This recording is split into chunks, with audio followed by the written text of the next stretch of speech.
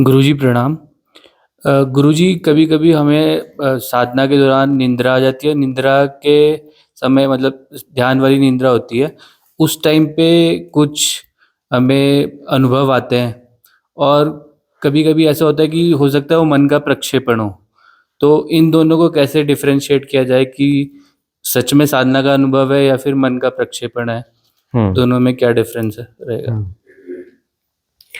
साधक के महत्व प्रश्नों में एक यह प्रश्न होता है कि अनुभव जो आया है वह अनुभव है या मन का प्रक्षेपण है।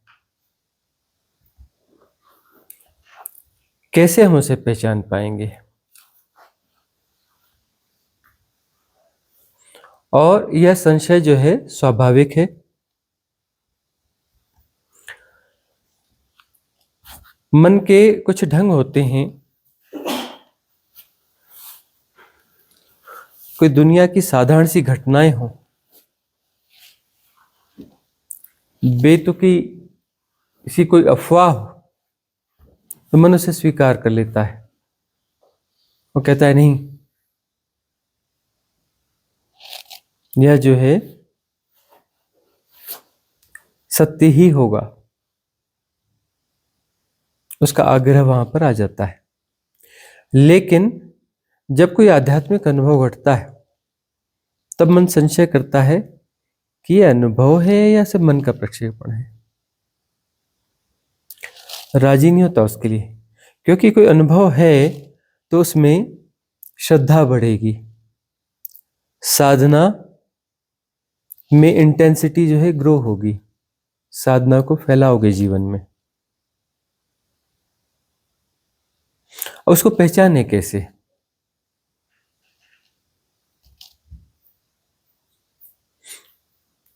जब भी कोई अनुभव घटेगा उसमें संवेदनाओं का तल बदल जाता है। उसकी संवेदनाएं अलग होती हैं। मन के प्रक्षेपण में संवेदनाओं का तल अलग होता है। मन की जितनी भी संवेदनाएं हैं उसकी बड़े अलग किस्म की साधारण सी संवेदनाएं होती हैं। और जब साधनात्मक अनुभव होता है उसमें चेतना का तल बदलता है और उस अनुभव के साथ में निर्विचार का ग्लिम्स आएगा ही।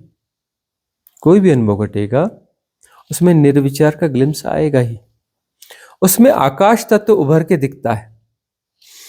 मन की कमेंट्री जो है वो आसानी से बंद नहीं होती, याद रख लेना। लेकिन मन के प्रक्षेपण में आकाश तत्व का बोध नहीं होता, और जब अनुभव घटता है तब आकाश तत्व का बोध होगा कि बड़े स्पान में, बड़े आकाश में मन की कहीं किसी कोने में कमेंट्री चल रही है। और मन का प्रक्षेपण है तो मन की जो भी कमेंट्री वो चीजें हैं वह सब कुछ लगेगा कि सब भरा हुआ है, उसमें खालीपन नहीं। अनुभव जब घटेगा तो वहां पर खालीपन भी होगा। मन उसे अपनी कमेंट्री से भरने की कोशिश करेगा लेकिन भर नहीं पाएगा, भर नहीं सकता, क्योंकि अनुभव का अर्थ है कि स्पेस क्रिएट हुआ है। देखो, साधना का अनुभव यह होता है कि आकाश का विस्तरण, आकाश तत्व का विस्तरण, फैलना साधना का अनुभव है। साधना का अनुभव मतलब हम और बड़े आकाश में प्रतिष्ठित हो रहे हैं। आकाश तत्व का विकास हो रहा है। आकाश तत्व का विकास हो रहा है तो अनुभव है। सब कुछ भरा भरा है मतलब आकाश भरा भरा है। ये तो जितने आकाश को तुम जीते हो लंबे समय से, उसे तो तुम किसी न किसी प्रकार से भर ही दोगे ना, मन उसे भर ही देगा ना। ऐसी एक्सरसाइज वहां पर पैदा कर देगा कि आकाश तत्व वहां पर प्रकट न हो पाए। मन क्या है?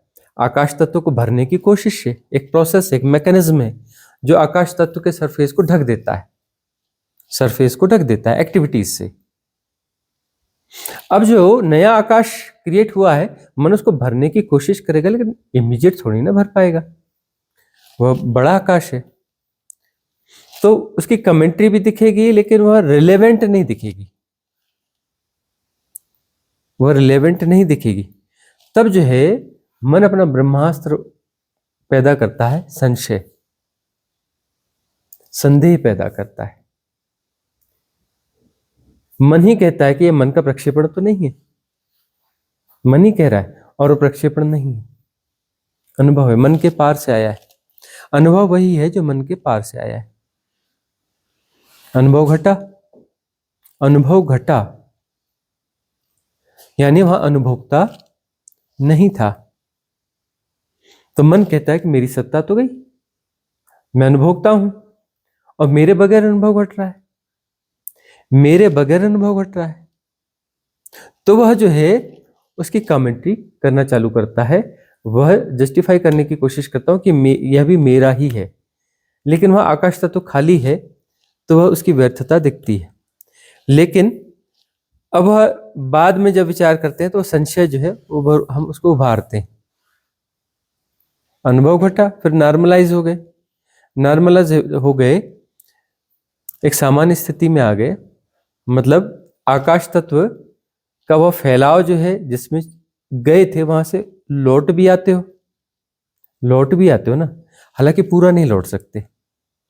जो आकाश तत्व पहले जिसको जी रहे थे उतनी क्षुद्रता में न रहोगे, वह जो ग्लिम्स थी उतना बड़ा भी न होगा, उसके कहीं मध्य में सेटल होगे। मतलब आकाश तत्व का थोड़ा विस्तरण तो होगा ही होगा,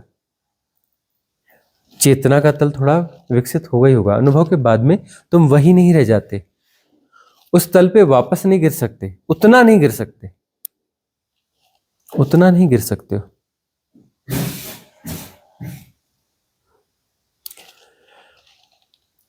तो मन जो है उसमें बाद में भी कमेंट्री करता है। बहुत गौर से देखोगे तो सारे अनुभवों में, साधारण अनुभवों में भी मन जो कमेंट्री करता है, घटना घटने के बाद की कमेंट्री होती है, उसके साथ साथ एग्जैक्ट नहीं हो सकती, वह बाद में ही होती है। वो क्रिकेट देखते हो ना, क्रिकेट मैच कभी स्टेडियम में, गौर से देखना, वह घटना घटने के बाद में वह कमेंट्री चल रही होती है। कोशिश करते हैं कि वो एकदम टाइम गैप थोड़ा कम दें, लेकिन वह गैप तो रहेगा ही रहेगा। तो मन थोड़ा स्मार्ट है, वो कमेंट्री स्टार्ट कर देता है हर अनुभव के साथ में। उससे लगता है कि मैंने किया, मैंने किया, जबकि मैंने नहीं किया, हो रहा है। अनुभव घटता है, अनुभव होता है, किसी मैं की चेष्टा से नहीं आया, किसी मैं की चेष्टा से नहीं आया। जो पार के अनुभव हैं वह घटते हैं, हैपनिंग है, और अवकाश पैदा करते हैं हम साधना से, जहां पर अमनी दशा हो, और तब पता चलता है कि सब कुछ हो रहा है, कोई मैं करने वाला नहीं है, और ना ही कोई सत्ता है दूसरी करने वाली, करने वाली कोई भी सत्ता नहीं है। देखो, एक बड़ी गड़बड़ी यह होती है कि तुम किसी सत्ता की परिकल्पना करते हो। ऐसा क्यों होता है? अरे कहीं भगवान है, भगवान तुमसे नाराज हो जाएंगे, कहीं परमात्मा बैठा है और दुनिया चला रहा है, तुम्हारे पाप पुण्यों का, कर्मों का हिसाब किताब रख रहा है ना। किसी सत्ता की परिकल्पना करते हो, करते क्यों हो? क्योंकि उससे तुम्हारी सत्ता भी जस्टिफाई होती है कि एक परमात्मा की सत्ता है, मेरी सत्ता है, द्वंद्वात्मकता जस्टिफाई होती है। तो परमात्मा को एक सत्ता के रूप में हम प्रतिष्ठित करते हैं, और ये एक सामूहिक हिप्नोटिज्म भी है। इसके प्रयास कोई इंडिविजुअल नहीं है, सामूहिक है, सभ्यताएं मिलकर करती हैं। किसी परमात्मा, किसी भगवान की सत्ता की प्रतिष्ठापना जो है, उस मास हिप्नोटिज्म को हो, पूरी सभ्यताएं मिलकर करती हैं, क्रिएट करती हैं, स्टेबल करती हैं, पुष्ट करती हैं। परमात्मा कहीं है, थोड़ा सा बुरा लगने लगता है ना, परमात्मा कहीं है तो कहीं दफ्तर खोल के बैठा होगा, भाई दुनिया को चला रहा है, दुनिया को चला रहे तो अब कहीं है परमात्मा है का मतलब है मतलब कहीं रहता होगा ना, परमात्मा है ना, है तो कहीं ना कहीं तो रहता होगा ना, बड़े घर में रहता होगा। भाई हम छोटे लोग, हम छोटे घर में रहेंगे, परमात्मा बड़ा है तो बड़े घर में रहेगा, बड़े महल में रहेगा। तो महल कहीं ना कहीं किसी स्पेस में ही तो होगा ना, आकाश में दूर कहीं होगा तो वहां कहीं कहीं दूर पे तो होगा ना कहीं तो होगा ना, और बड़ा होगा। बड़ा परमात्मा शक्तिशाली है तो बड़ा घर होगा, उसका बड़ा महल होगा, और बड़ा महल होगा तो उसने कहीं ना कहीं से तो बनवाया ही होगा ना कोई आर्किटेक्ट तो लगाया ही होगा ना। बड़ा महल ऐसे कैसे बनेगा? हमारे यहाँ का न लगवाया होगा विश्वकर्मा को बुलाया होगा। कथाएं ऐसी बनती है, विश्वकर्मा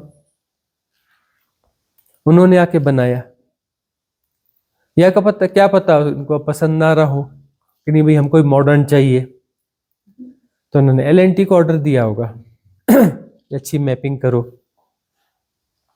और अच्छा बनाओ। तो परमात्मा का पता ढूंढना तो तब आसान है ना, परमात्मा है, अरे थोड़ा कठिन, ज्यादा दूर होगा, कठिनाई से मिलना होगा, लेकिन उससे मिला तो जा सकता है, विज्ञान के सहारे मिला जा सकता है। अरे सिंपल, हम बहुत आसान तरीका बताते कि उसने यदि बड़ा महल बनाया है तो जरूर उसने टाटा का सरिया यूज किया होगा, और टाटा कंपनी से माल गया तो एड्रेस तो होगा ही होगा उनके पास में, है कि नहीं? बड़ा महल उसमें सरिया तो गया ही हुआ टाटा का। और एशियन पेंट जो है उसी का ही लगाएगा, दूसरे किसी का क्यों लगाएगा? पेंट तो एशियन पेंट का रोज बार बार लगना है? तो परमात्मा है तो कहीं ना कहीं तो रहता होगा, रहता है तो फिर महल तो बनाया ही होगा, और दुनिया चलाता है तो स्टाफ तो उसने भी रखा ही होगा। अब तुम कहते हो कि परमात्मा के 1000 हाथ हैं, 1000 हाथ से म्यूनिसिपल कॉर्पोरेशन भी चल सकता है क्या? उसमें भी 1000 हाथ से नहीं चलता, बहुत एम्प्लॉय लगते हैं तब एक म्यूनिसिपल कॉर्पोरेशन जो है चल पाता है, 1000 हाथों से नहीं चल पाता। तो दुनिया 1000 हाथ से कैसे चल जाएगी? तो मल्टीपल स्टाफ होगा उसके पास। मतलब यह है कि परमात्मा के पैरेलल भी बहुत कुछ होगा और परमात्मा के पहले भी कुछ होगा। मतलब परमात्मा आदि नहीं है, परमात्मा है का मतलब, अरे है मतलब कभी ना कभी आया होगा, वो कभी ना कभी आया होगा, 100 साल पहले नहीं सही, 1000 साल पहले नहीं सही, करोड़ साल पहले नहीं सही, अरब साल पहले नहीं, खरब साल पहले आया होगा, कभी ना कभी आया होगा परमात्मा, और कहीं ना कहीं अपना जो है उसने क्रिएशन किया होगा, अपना दफ्तर महल ऑफिस कुछ बनाया होगा, और उसके पैरेलल कुछ और होंगी, और सत्ताएं होंगी ना जिनके सहारे से वो करता होगा। मतलब वह कोई सेपरेशन है? परमात्मा एक सेपरेशन है। तो ये परमात्मा कौन सा परमात्मा है जिसकी तुम चर्चा करते हो? तुम भगवान की चर्चा करते हो जो लोग का हिसाब किताब रखता है, रिकॉर्ड रखता है, फाइलें खोलता है, हर किसी की फाइल बनाता है, चेक करता है, कहीं गड़बड़ से गड़बड़ियां भी होती हैं, ऐसी कथाएं भी हैं कि गलती से उसको ले आए, भाई उसके मरने का समय नहीं हुआ था, उसको ले आए, दूसरी फाइल खुल गई, वो बंदा जो आना था वो नहीं आया, दूसरा आ गया। अब ऐसी कथाएं भी निकलेंगी उससे।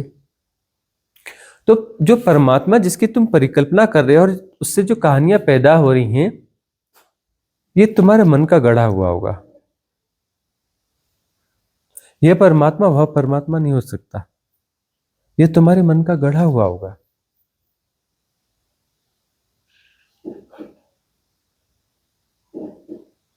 बहुत कुछ गढ़ सकता है मन, और मास हिप्नोटिज्म है तो वह सत्ता तुम गढ़ते हो ताकि तुम्हारी सत्ता जस्टिफाई हो सके, क्योंकि परमात्मा कोई सत्ता नहीं है, सत्ता किसी के खिलाफ होती है, सत्ता जो है किसी के खिलाफ होती है, सत्ता में द्वंदात्मकता होती है, सत्ता है किसी की तो वहां पर वो किस पे, किसी न किसी पे राज्य कर रहा होगा ना। मतलब परमात्मा अलग है और तुम अलग हो, और परमात्मा कहीं रहता है, और उस परमात्मा से डरना पड़ेगा क्योंकि वह ऊपर है, तुम नीचे हो, वह तुम पे राज करता है, गड़बड़ करोगे तो वह तुम्हें सजा देगा, तुम पे गुस्सा करेगा, तुम्हें पनिश कर सकता है। परमात्मा ऐसे कैसे हो सकता है, इतना क्षुद्र कैसे हो सकता है? ये तुम्हारे मन का प्रक्षेपण है, तुम्हारे मन का प्रक्षेपण है। परमात्मा तो परम है ना, उसके बाहर कैसे हो? तुमसे अलग कैसे हो सकता है कि तुम अलग हो और परमात्मा अलग है? तुम परमात्मा के बाहर हो, तुम परमात्मा के बाहर हो कैसे सकते हो? तुम परमात्मा के बाहर कैसे हो सकते हो? तुम अपनी सेपरेशन को, सत्ता को जी रहे हो, अपने इल्यूजन को जी रहे हो, ठीक है, अलग अलग को तुम जी रहे हो, लेकिन तुम परमात्मा से अलग तो नहीं हो सकते ना। कैसे हो सकते हो? परमात्मा एक रित है, रित के पार भी है और रित भी वही है। रित उससे निसृत होता है और रित भी वही है। सब हो रहा है, पूरी सृष्टि हो रही है, एक साथ हो रही है, अलग अलग नहीं हो रही है। है नहीं, है नहीं, है सबसे बड़ी भ्रांति है के साथ प्रक्षेपण आते हैं, है के साथ मन के प्रक्षेपण आते हैं, झूठे अनुभव भी आ सकते हैं, झूठी सत्ताएं भी क्रिएट कर सकते हो। है का आग्रह है तो फिर मन मजबूत है, हर जगह प्रक्षेपण ही प्रक्षेपण है। तुम झूठ को जी रहे हो, माया को गढ़ते हो, माया को जीते हो, खुद ही गढ़ते हो, खुद ही जीते हो, तुम ही मायापति हो। अपनी माया तुमने सृजी है, अपने जाल तुमने सृजे हैं, खुद उसमें फंसे हो। माया के सृजने से तुम अपनी पृथकता को सृजते हो ना। तुम क्या कर रहे हो? एक्चुअली अपनी पृथकता को सृज रहे हो ना, कि मैं अलग हूं। मान रखा है ना मैं अलग हूं, और उस मान्यता को बचाए रखने के लिए लगातार एक्सरसाइज कर रहे हो, कंटिन्यूअस एक्सरसाइज कर रहे हो, अपनी सत्ता को बचाए रखने के लिए, भ्रांत सत्ता को। और यदि तुमने अपनी सत्ता डिक्लेयर की है तो दूसरों की सत्ता को तुम्हें मान्यता देनी पड़ेगी। वही मान्यता है, वही मानी हुई चीज है, और उनसे तुम कहोगे कि तुम भी मुझे मान्यता दो। माया का खेल चलता चला जाएगा।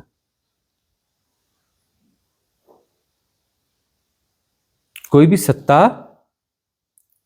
यदि क्रियान्वित है तो अन्य सत्ताओं का उसमें स्वीकरण होगा, और अन्य सत्ताओं से उसे स्वीकरण चाहिए। बहुत सारे झूठ एक दूसरे को मान्यता देंगे, तभी तो माया चलेगी ना। मास हिप्नोटिज्म कैसे पैदा होता है? बहुत सारी भ्रांत सत्ताएं मिलकर के एक दूसरे के झूठों को सहारा देती है।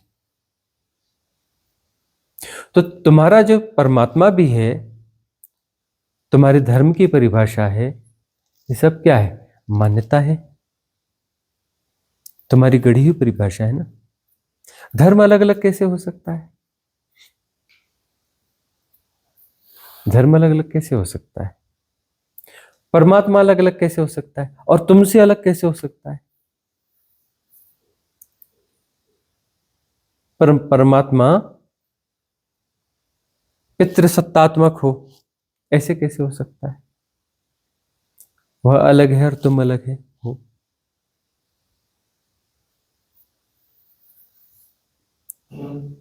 तो जब तक तुम पृथक सत्ताओं के साथ उच्च सत्ताओं को भी तुम नियत करते रहते हो, तब तक मन के प्रक्षेपण होते रहेंगे, और मन जो है झूठे अनुभव भी लाएगा।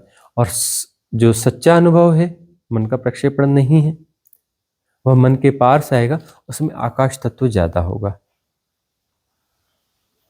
मतलब जो एक्सरसाइज है वो दिख रही होगी। क्यों दिख रही होगी? क्योंकि स्पेस में, खाली स्पेस साथ में है, उसमें दिखेगा, विटनेसिंग होगी, क्योंकि उसमें खाली आकाश मौजूद है। खाली आकाश के बीच में यदि कोई गतिविधि हो रही है तो आकाश जो है दर्शन है। आकाश असली आंख है, यह तुम समझने की कोशिश करो। तुम जो है, तुमने चमड़ी के इस हिस्से को, चमड़ी के इस हिस्से को प्रयोग किया है आकाश तत्व से जोड़ने का, तो यह आंख होती है। पर एक्चुअल आंख जो है, वास्तविक आंख जो है, वह आकाश है। दर्शन आकाश से होता है। तुम भरे भरे भरे भरे ढके ढके रखोगे तो वहां दर्शन नहीं होगा। बीच में आकाश चाहिए। तुम एक दर्पण ले लो और दर्पण के पास जाओ, पास जाओ, पास जाओ, पास जाओ, ऐसे कर लो, चिपका लो और देखो क्या दिखेगा। क्या दिखेगा? कुछ नहीं। दर्पण को दूर ले जाओ, दूर ले जाओ, बीच में अवकाश है, आकाश है, उसमें प्रतिबिंब झलकेगा, प्रतिबिंब झलकेगा। दर्शन जो है आकाश से संभव है, आकाश दर्शन है। और याद रखना, आकाश जो है वही आंख है, आकाश ही आंख है। 5 इंद्रियां हैं, 5 तत्व हैं। तो 5 तत्व जो है वही 5 इंद्रियां हैं, 5 इंद्रियां जो हैं वो 5 तत्व हैं। तो आकाश जो है आंख है। ये जो सहज योग और सहज साधना की हम बात कर रहे हैं, इसमें आकाश तत्व की ही बात कर रहे हैं। ज्यादातर जो साधक हैं, ज्यादातर जो परम ज्ञान उपलब्ध होता है आकाश तत्व से होता है, ठीक है ना। इसे ब्राह्मण देशना भी कहा जाता है, ब्रह्म का आकाश। तो क्षुद्र आकाश से विराट आकाश की साधना होती है। तुम क्षुद्र आकाश को पकड़ के बैठे हो तो भ्रांत सत्ताओं को तुम जी रहे होगे, वह भी सेल्फ क्रिएटेड है। और वो जो भ्रांत सत्ताओं की धारणाओं को जी रहे हो वो एक्सरसाइज करते क्यों? ताकि वो कुछ ना कुछ एक्सरसाइज और चलती रहे, तो मेरा जो आकाश है वो ढका ढका रहे, दर्शन ना हो। दर्शन नहीं होना चाहिए। नहीं नहीं, हम तो जानते हैं ऐसा है। जानते नहीं हो, मानते हो। अपने दोहराव को, अपने हिप्नोटिज्म को तुम मानते हो। जानते वक्त में कुछ नहीं, जानना आकाश में होता है।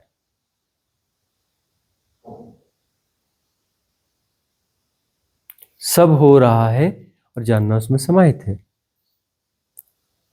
तुम्हारे लिए परिकल्पनात्मक है। क्यों? क्योंकि आकाश नहीं है ना। मैं करता हूं, मैं नहीं करता, हो रहा होता है। मैं कैसे करेगा? सब हो रहा है, अपने से हो रहा है, सदा से हो रहा है, शाश्वत है, सनातन है होना। वह रित जो है शाश्वत है, सनातन है, सब हो रहा है, अपने से हो रहा है। करने वाला कोई नहीं है। कोई दफ्तर खोल के कोई परमात्मा नहीं बैठा है। सृष्टा बैठा है, उसने सृष्टि बनाई, 6 दिन सृष्टि बनाई और 7वें दिन आराम किया, ऐसा नहीं। सृष्टा स्वयं सृष्ट हो रहा है, प्रोसेस है जैसा कुछ होता ही नहीं। ये है का हिप्नोटिज्म जो है यह प्रक्षेपण पैदा करता है। क्योंकि है ये ठहराने की कोशिश ही तो प्रक्षेपण है ना। ठहराने की कोशिश तो प्रक्षेपण है। और है कुछ भी नहीं। तो कैसे नहीं है? हम तो देखते हैं सब है। तो आंखें ठीक करो ना अपनी, अवकाश पैदा करो ना। ठहरा हुआ कुछ है ही नहीं। जो भी कुछ तुम देख रहे हो उसके भीतर उतरो। इसलिए हम कहते हैं नदी धीरे धीरे बहती है, पहाड़ तेजी से बहता है। आंखें आंज लो, आंखें ठीक कर लो। नदी में जो जल बहता है उसमें कम मॉलिक्यूलर स्ट्रक्चर है और पहाड़ में ज्यादा मॉलिक्यूलर स्ट्रक्चर है। और हर मॉलिक्यूलर स्ट्रक्चर में तुम भीतर जाओगे तो उसमें ऑर्बिट है इलेक्ट्रॉन का। इलेक्ट्रॉन की गतियां कितनी है? तो उसमें पहाड़ में ज्यादा मॉलिक्यूलर स्ट्रक्चर है, ज्यादा गतिविधि है। इटसेल्फ जो है इलेक्ट्रॉन प्रोटॉन न्यूट्रॉन, उसके भीतर तुम उतरते हो तो प्रकंपन मात्र है। वो कण की तरह भास रहा है, कण है नहीं, वह हो रहा है, प्रकंपन हो रहा है, प्रकंपन हो रहा है, गतियां हो रही है नहीं। है जैसी कोई गति होती है क्या? ठहरी हुई कोई गति हो सकती है क्या? गति प्रवाह है, प्रवाह ही प्रवाह है, प्रकंपन ही प्रकंपन है, प्रवाह ही प्रवाह है। यह ठहरा हुआ कुछ है ही नहीं। तो है से मानसिक प्रक्षेपण पैदा होंगे है के झूठ पर। है के झूठ पर मानसिक प्रक्षेपण पैदा होंगे। है जो है सत्ता की घोषणा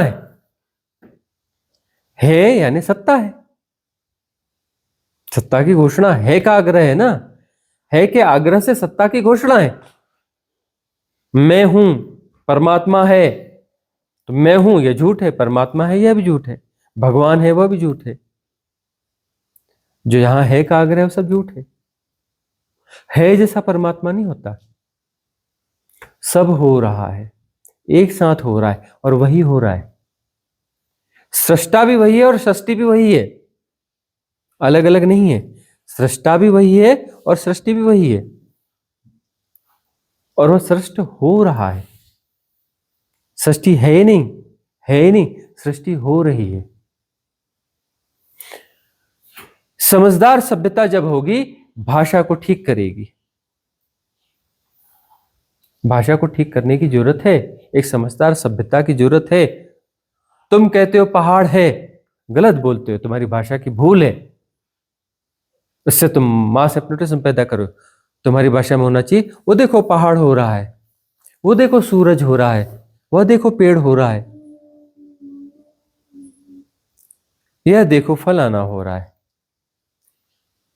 सब हो रहा है जैसा नहीं।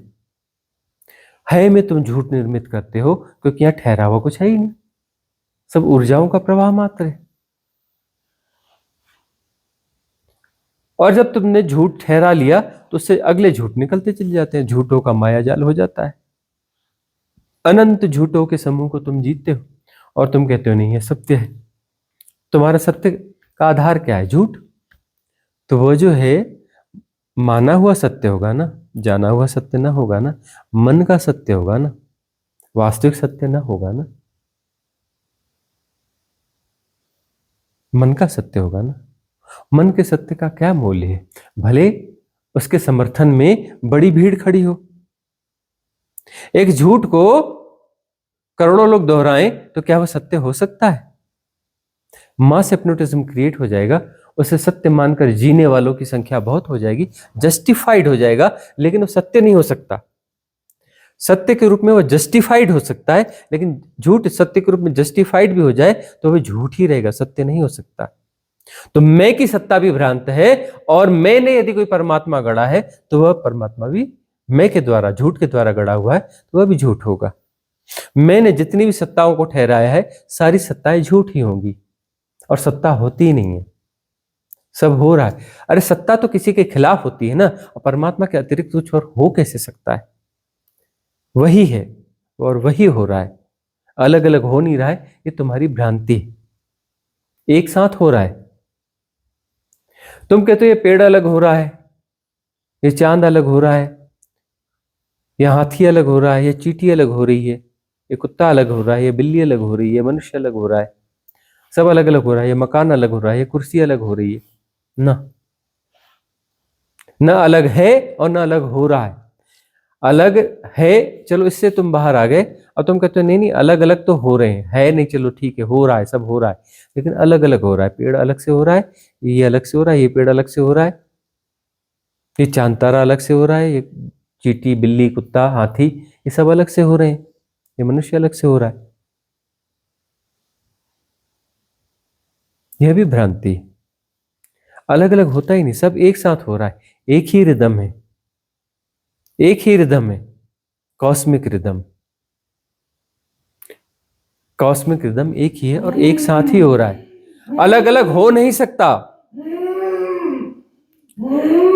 अलग अलग हो नहीं सकता, एक साथ ही हो रहा है।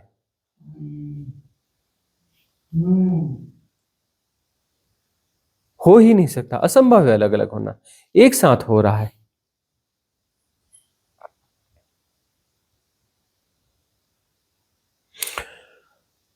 तो यह अलग अलग की जो धारणा है, अब अलग अलग हो रहा है मतलब अलग अलग सत्ता तो स्वीकार की हुई है ना, मन वहां पर है ना, कि वो बात तो ठीक है नहीं, हो रहा है, लेकिन अलग अलग हो रहा है, अलग अलग हो रहा है। सत्ता तो ठहर गई ना, ठहरा तो दिया ना कि वो अलग अलग है, पेड़ अलग है, यह अलग है, वह अलग है। इसलिए हमें बार बार कहना पड़ता है, क्योंकि फिर से मास हिप्नोटिज्म काम करने लगता है। तुम कहते हो यह पेड़ है, तुम कहते हो यह आम का पेड़ है, तुम कहते हो यह केसर आम का पेड़ है, तुम कहते हो यह मीठे केसर आम का पेड़ है। गौर से देखो, झकझोरो अपने आप को। वह मीठे केसर आम का पेड़ नहीं है, वह केसर आम का पेड़ नहीं है, वह आम का पेड़ नहीं है, वह पेड़ नहीं है। ये तुमने नाम दिया कि यह पेड़ है, तुमने ठहराया कि आम का पेड़, और इसकी व्यवहारिक उपयोगिता है। हम कहाँ नहीं कहते कि व्यवहारिक उपयोगिता नहीं है, यहाँ व्यवहारिक उपयोगिता है। यह पेड़ है, आम का पेड़ है, केसर आम का पेड़ है, मीठे केसर आम का पेड़ है, ये व्यवहारिक सत्य है। लेकिन ये पारमार्थिक सत्य थोड़ी ना है। वह मीठे केसर आम का पेड़ नहीं है, वह केसर आम का पेड़ नहीं है, वह आम का पेड़ नहीं है, वह पेड़ नहीं है, उसका कोई नाम ही नहीं है। तुम कहते हो उसका यह रूप है, अरे व्यवहारिक सत्य है, रूप उसका है ही नहीं, कटा हुआ है ही नहीं। वह धरती से जुड़ा है, आकाश से जुड़ा है, हवा से जुड़ा है, वह तुमसे जुड़ा है, हर चीज आपस में जुड़ी हुई है, अलग है ही नहीं। जुड़ी हुई है इन द सेंस यहां से यह खत्म होता है, यहां से शुरू होता है, ऐसा नहीं है। एक ही हो, अलग अलग है नहीं। इसलिए ध्यान की गहराइयों में ऑब्जेक्ट एंड ऑब्जर्वर अलग अलग नहीं, एक हो जाते हैं, तभी ध्यान घटता है। यदि ऑब्जर्वर और ऑब्जेक्ट अलग अलग हैं तो हैपनिंग ऑफ मेडिटेशन पॉसिबल नहीं है। मेडिटेशन की हैपनिंग ही यही है ना कि ऑब्जर्वर और ऑब्जेक्ट दोनों विलीन हो जाते हैं और उनके बीच का अंतर संबंध भी, दृष्टा दृश्य और दृष्टि तीनों विलीन होंगे, एक ही हो जाएगा। सब हो रहा है और जानना उसमें समाहित है। जानने वाला अलग से नहीं है, जानने वाली कोई सत्ता नहीं है अलग से। जानने वाली सत्ता अलग से है तो विभ्रम पैदा होते रहेंगे। देखो, सत्ता खिलाफ होती है, किसी न किसी के खिलाफ होती है, मतलब द्वंद्व और द्वैत जो है उसमें जस्टिफाइड है। कोई भी सत्ता है तो जस्टिफाइड है उसमें फिर अनंत सत्ताएं जस्टिफाइड होंगी। जब एक सत्ता है तो फिर एक के बाद फिर अनेक है। फिर बंटवारा जस्टिफाइड है, और बंटवारा यानी मन की एक्सरसाइज है। बंटवारा तो मन की एक्सरसाइज होगी ना। बंटवारा तुम कैसे करते हो? नाम रूप से करोगे ना, नाम रूप तो तुम तय करते हो ना, और तय करने के लिए तुम्हें लगातार एक्सरसाइज करनी पड़ती है ना। देखा है तुमने, तुम गुजरते हो सड़क से और देखते हो, तुम बहुत गौर से देखना तुम्हारे भीतर कैसी प्रतिक्रियाएं चल रही हैं। तुम चाहे किसी गाड़ी में बैठे हो और जा रहे हो, देखना तुम कैसी प्रतिक्रियाएं चलती है, देखते चलते, हाँ आम का पेड़, नीम का पेड़, फलाना पेड़, पक्षी, वो सुंदर वाला पक्षी, ये तो कौवा है, कौवा, अरे ये तो कबूतर है।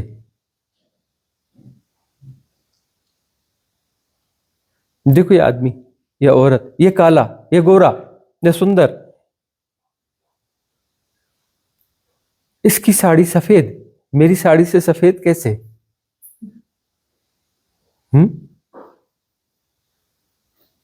देखना तो सही क्या चलता है। इतना फास्ट चलता है, बहुत ज्यादा अवेयरनेस की जरूरत पड़ेगी, क्योंकि वो पिक्टोरियल लैंग्वेज होती है, भाषागत हो जरूरी नहीं है।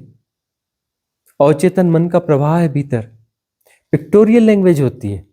तुम्हारी ये वाली कमेंट्री वाली लैंग्वेज जरूरी नहीं, यह भी होती है, उसके पीछे और पिक्टोरियल लैंग्वेज चल रही होती है, वह बहुत तेज बहती है, इतनी तेज बहती है, बहुत अवेयरनेस चाहिए। उसका टाइम जोन अलग होता है, तुम इस टाइम जोन से उसे नहीं पकड़ सकते। सजगता से तुम जो है उस जो तेज प्रवाह वाले टाइम जोन है उन्हें पकड़ पाते हो, उसके लिए सजगता की जरूरत है।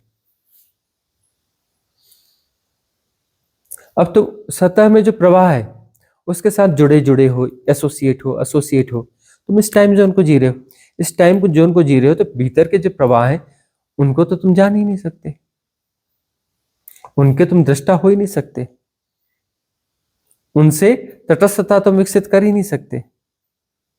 अब नहीं कर सकते तो वो पावरफुल है, वो तुम्हें ऑपरेट कर सकते हैं। तटस्थ नहीं हो ना, तुम्हें हैक करेंगे, ऑपरेट करेंगे।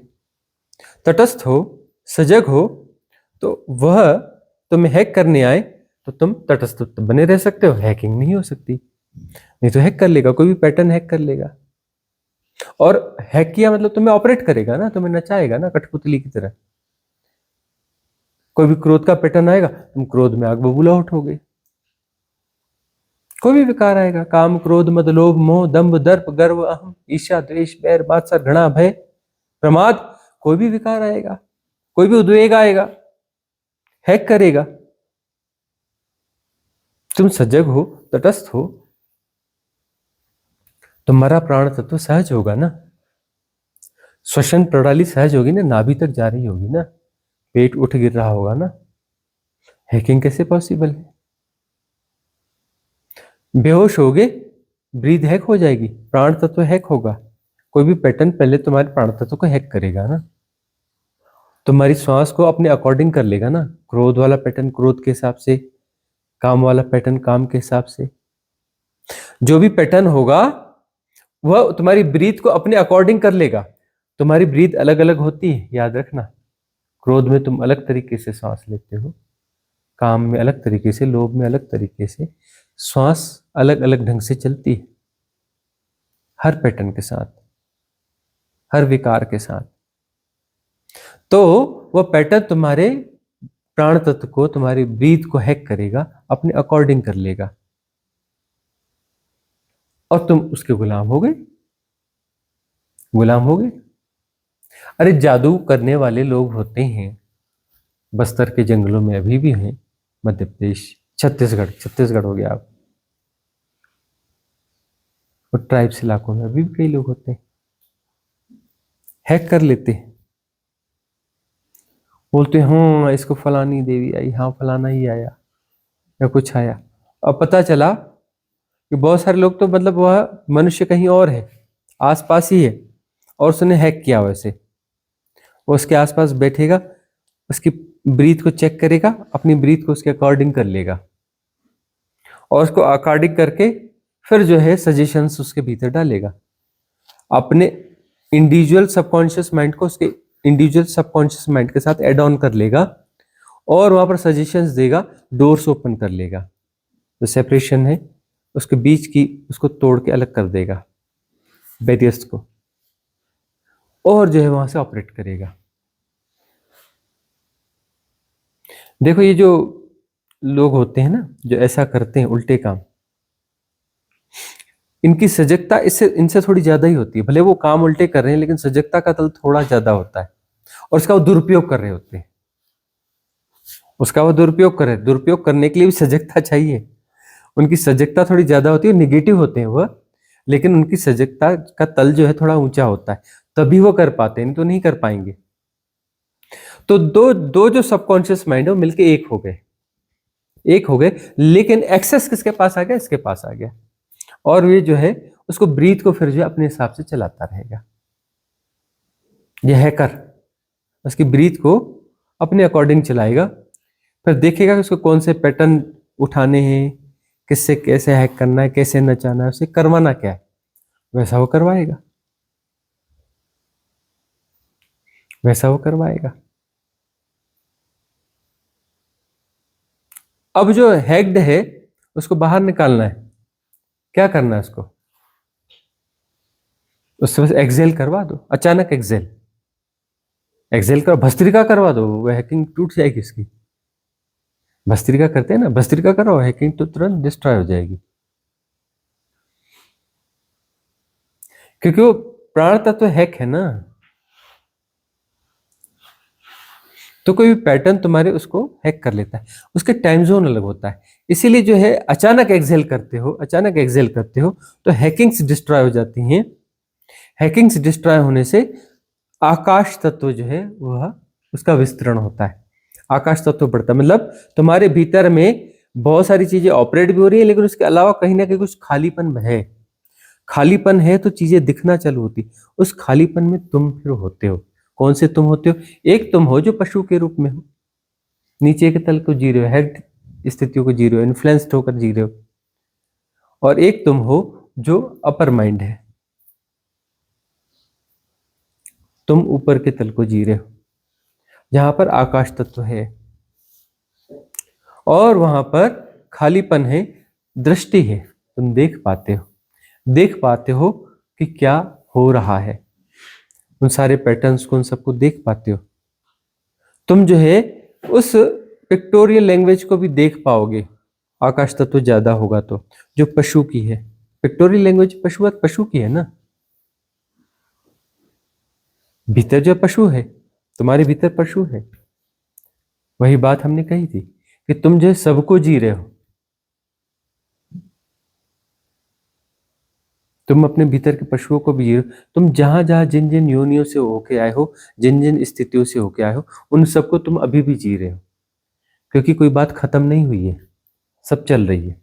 सारी धाराएं तुम्हारे भीतर चल रही हैं, समाप्त कुछ भी नहीं हुआ है। तुम कहते हो नहीं वो पिछला जन्म था, वो पिछला जन्म था हुआ नहीं, वो अभी भी चल रहा है तुम्हारे भीतर। वो 1000 जन्म पहले कुछ रहा होगा, वो रहा होगा नहीं, वो अभी भी चल रहा है तुम्हारे भीतर। ठीक है, तुम्हारी सबकॉन्शियस माइंड की निचली लेयर्स में होगा, वैसी मल्टी लेयर है तुम्हारी सबकॉन्शियस माइंड। उसका विज्ञान आज हमने बताया था, इसलिए बता रहे हैं कि वह तुम और अच्छे से समझ पाओ। पूरा कौन है वह मल्टी लेयर्स का। नीचे कोन में है ना, उसकी विड्थ कम हो रही है, वहां का साइकिल तेज हो रहा है, जैसे भंवर का होता है, साइकिल तेज हो रहा है। टाइम जोन अलग है वहां का, जैसे जैसे नीचे उतरोगे अलग टाइम जोन में जाओगे, फास्ट है वहां पर।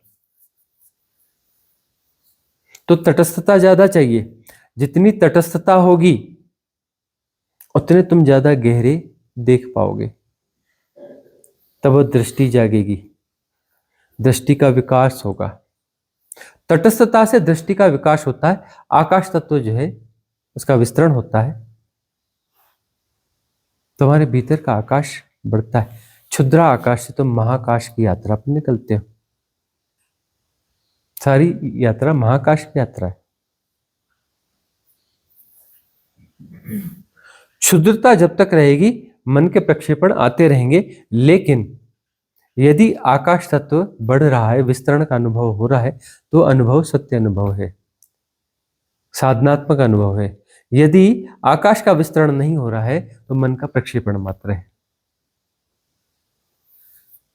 दृष्टा पुष्ट होगा उससे, समता पुष्ट होगी उससे।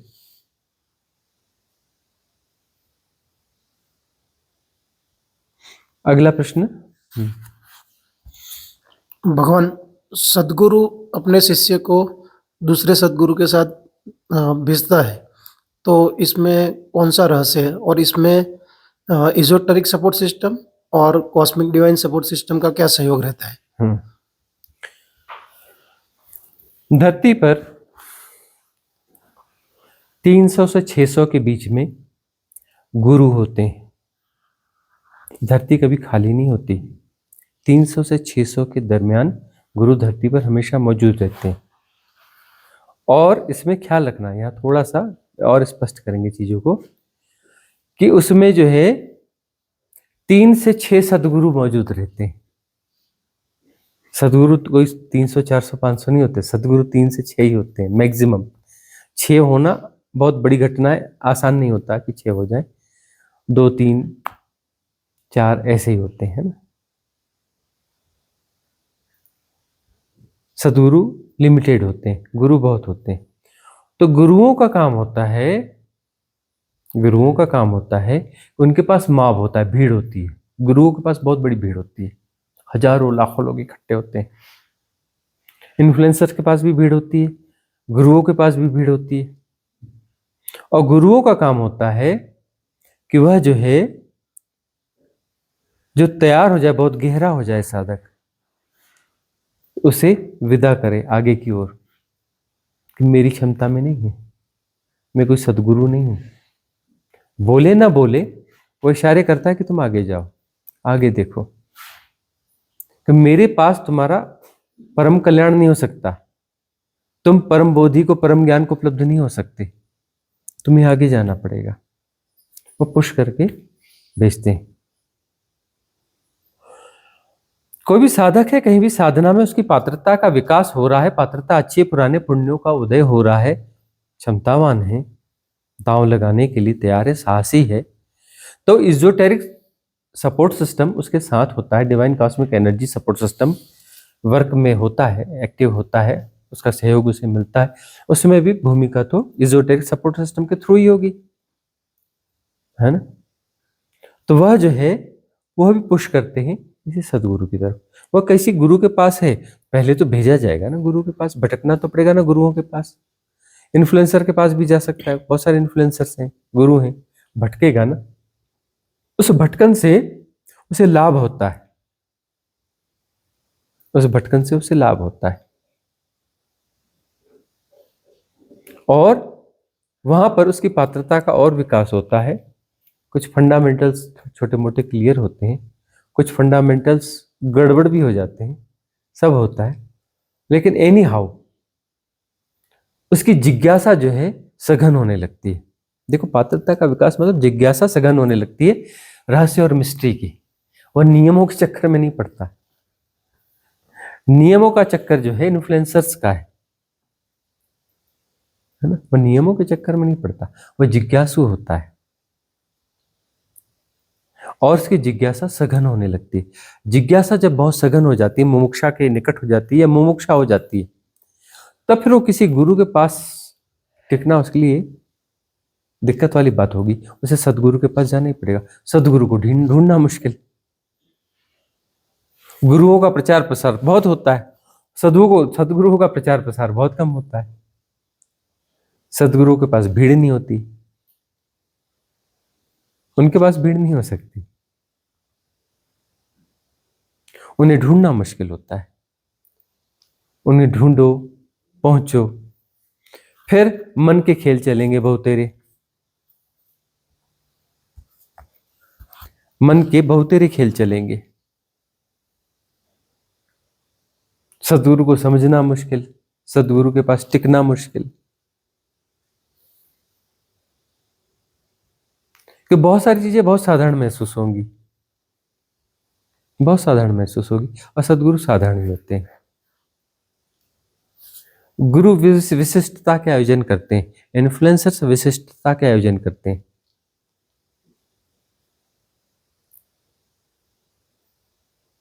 सदगुरु आयोजनों के चक्कर में पड़ते नहीं। वह तो देखते हैं किसी का संशय ज्यादा है और बढ़ जाए और वो जल्दी निकल जाए यहां से, राम राम, जा कहीं और भटक।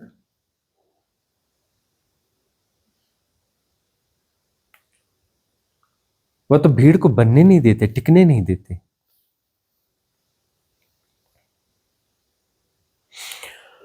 तो गुरुओं का तो काम है, यदि कोई गुरु सचमुच का गुरु है तो वह आगे भेजेगा किसी सदगुरु के पास।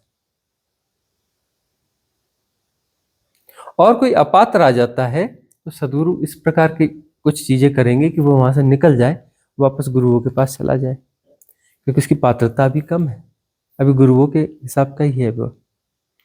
उसकी मुमुक्षा भी जागी नहीं है, मुमुक्षा मार्ग है, याद रखना, मोक्षा मार्ग है। हम कहते हैं सदगुरु मार्ग है, फिर कहते हैं मुमुक्षा मार्ग है। मुमुक्षा और सदगुरु आपस में इंटरकनेक्टेड है, वह मार्ग है। मुमुक्षा सदगुरु तक आती है, सदगुरु परम मुक्ति का मार्ग है। सदगुरु कुछ व्यक्ति नहीं है, सदगुरु व्यक्ति नहीं है, मार्ग है। तुम्हें दिखता है व्यक्ति, तुम्हारी आंखों में कुछ पर्दा है इसलिए तुम्हें व्यक्ति दिखता है, साधारण दिखता है।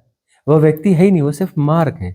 मार्ग के अतिरिक्त कुछ भी नहीं है सदगुरु, एक मार्ग है, सदमार्ग। व्यक्ति है ही नहीं। व्यक्ति होता तो गुरु होता, इन्फ्लुएंसर होता। सदगुरु व्यक्ति नहीं है, हालांकि सबसे ज्यादा लीला वहीं पर मिलेगी, सदगुरु के पास। तुम समझ ना पाओगे और बार बार संशय बढ़ेंगे, क्योंकि सदगुरु आदर्शवादी नहीं होता। गुरुओं के पास आदर्श और ये वह सब बहुत सारी चीजें होती हैं। सदगुरु के पास आदर्श नहीं होते, वो किसी आइडियोलॉजी को फॉलो नहीं कर रहे होते, फॉलोअर है ही नहीं, उसे उनके पास गुणा भाग ही नहीं, कोई नियम कायदा नहीं है। तुम जाओगे ब्रह्म मुहूर्त में उठना चाहिए, सदगुरु कहेंगे हम जब उठ जाते हैं, आहा वही तो ब्रह्म मुहूर्त है। घड़ी क्या बोलती है, हमें क्या लेना देना, घड़ी से जीते हैं, समय के हिप्नोटिज्म में जीते हैं, समय के हिप्नोटिज्म को जिएंगे।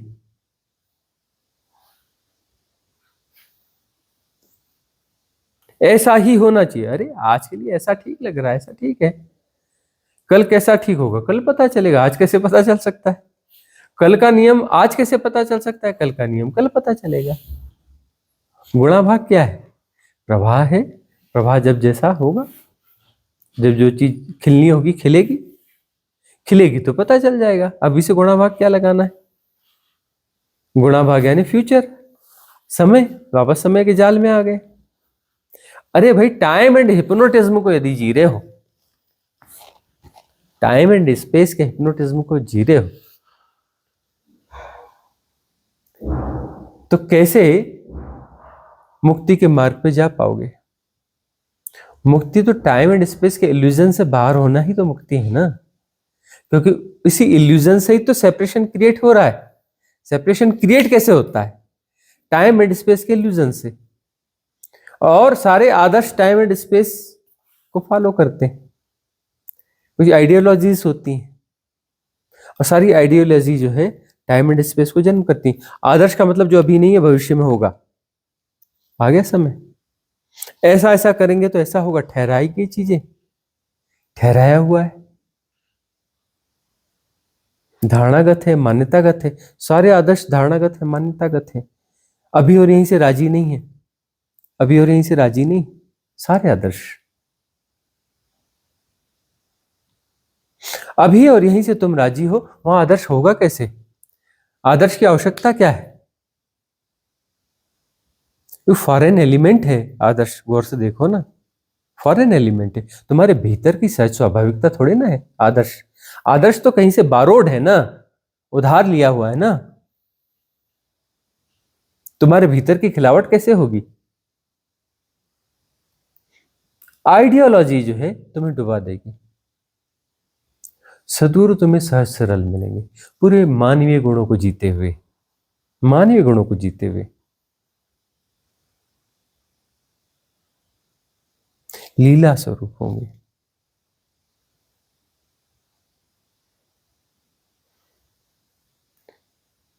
तुम कहते हो यह गलत है, तुम्हारी धारणा है, वह तुम्हें सदगुरु के जीवन में दिख भी सकती है।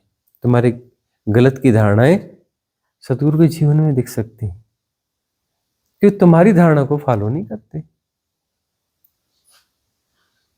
तुम्हारे आदर्शों को फॉलो नहीं करते, तुम्हारे गुणाभाग को फॉलो नहीं करते। वह कोई रोबोट नहीं है कि शास्त्रों में लिखा है ऐसा होना चाहिए सदगुरु को, सद सद के चलो जी मैं सदगुरु हूं, मुझे ऐसा होना चाहिए। मतलब उसे अपने सदगुरुपन को बचाना, उसे अपने सदगुरुपन का बोध है। सदगुरु को थोड़ी ना पता आता है कि सदगुरु है, क्योंकि वो होता ही नहीं, उसको पता किसको चलेगा? सिर्फ एक प्रवाह है, कॉस्मिक रिदम है, और कुछ नहीं है वहां पर। सतगुरु का अर्थ तो तुम्हारे लिए एक सतगुरु है, तुम्हारे लिए मार्ग है। एक्चुअली वहां पर वह तो सतगुरु नहीं है, वह तो न गुरु है, न सतगुरु है, न यह है न वह है, वो कुछ भी नहीं है। हो रहा है, क्या हो रहा है? जो होना कॉस्मिक रिदम हो रही है, उसमें कोई गुणा भाग ही नहीं, कोई ना कोई आदर्श है, न यह है न वह है, कोई नियम है न कायदा है।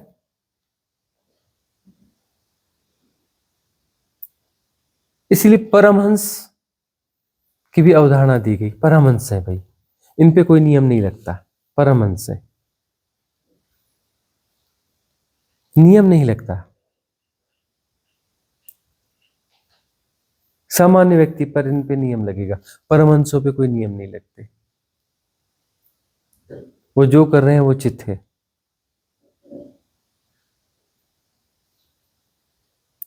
तो सदगुरु किसी नियम कायदे को नहीं जीता है, नियम कायदे धारणात्मक है, सारे नियम कायदे धारणात्मक है। व्यवहारिक सत्य प्ले होते हैं, व्यवहारिक सत्य प्ले होते हैं, प्रति संवेदन से प्ले होते हैं। प्रति संवेदन जो है वह लीला है, वह कॉस्मिक रिदम का एक ढंग है। प्रति संवेदन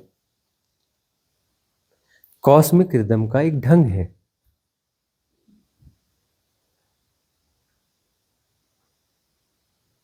प्रति संवेदन कॉस्मिक रिदम का एक ढंग है। उसमें esoteric support system, divine cosmic energy support system सब इन्वॉल्व होते हैं। लीला में सब इन्वॉल्व होते हैं।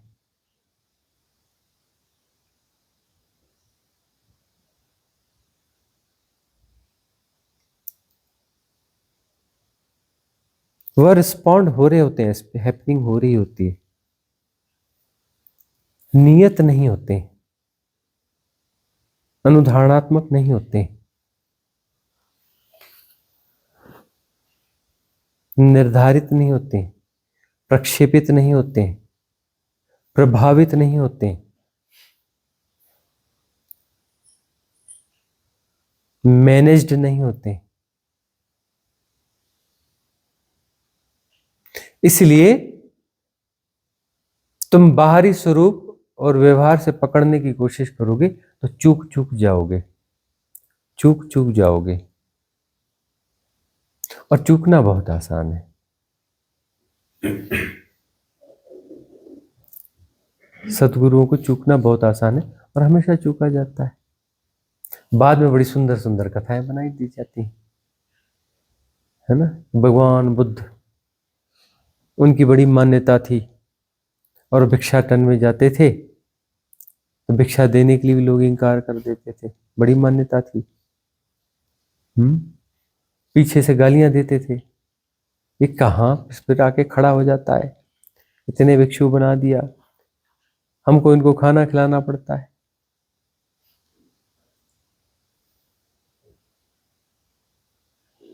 थोड़े बहुत लोग रेजोनेंस में रहते हैं, ज्यादातर लोग विरोध में रहते हैं। बाद में तुम्हारी कथाएं बड़े उनको ग्लोरीफाई करती हैं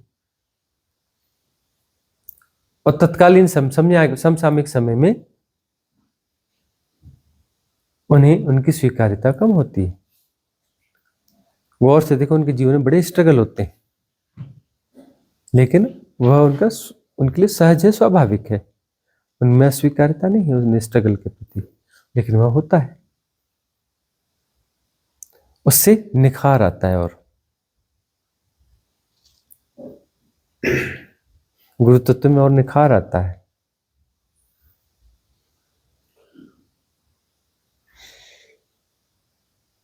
तुम आज कृष्ण की बात करते हो, हम बार बार कहते हैं कृष्ण के खिलाफ लोग युद्ध लड़ा गया।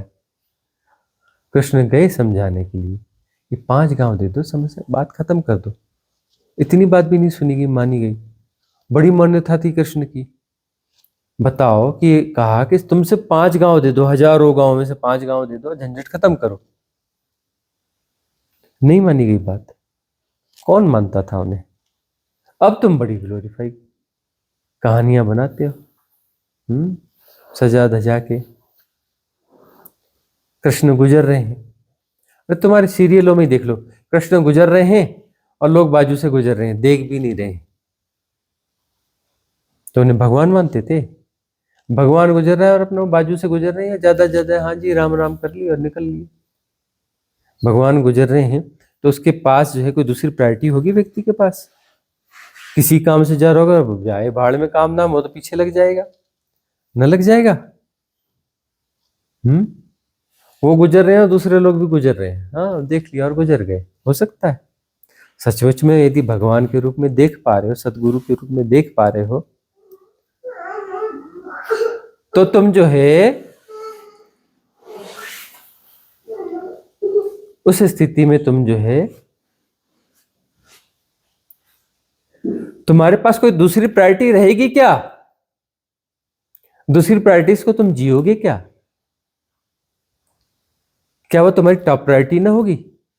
सचमुच में तुम्हें सदगुरु भास रहे हैं, दिख रहे हैं, समझ में आ रहे हैं, तुम्हारी समझ में थोड़ी पकड़ में कुछ आ रहे हैं, सदगुरु हैं, भगवान है, तो तुम्हारी कोई दूसरी प्रायोरिटी हो सकती है क्या?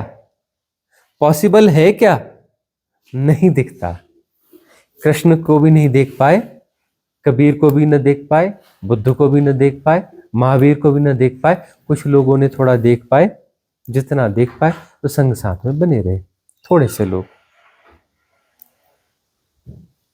लोग हो पाते हैं, ज्यादातर लोग इग्नोर ही करते हैं।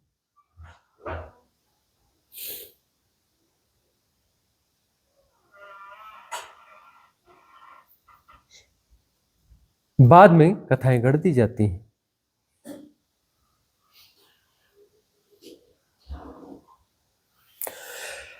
सदगुरुओं को पहचान पाना टेढ़ा मामला है सदा से, गुरुओं को पहचान पाना आसान मामला है सदा से।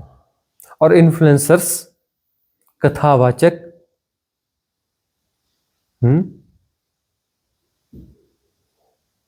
ये तो पूरे समाज को अपने हिसाब से नचाते रहते, पूरे समाज को ऑपरेट करते रहते हैं, समाज उनके हिसाब से चलता है इन्फ्लुएंसर्स के आधार पर। हालांकि इन्फ्लुएंसर कितने भी प्रभावी हों, कितने भी प्रभावी हों,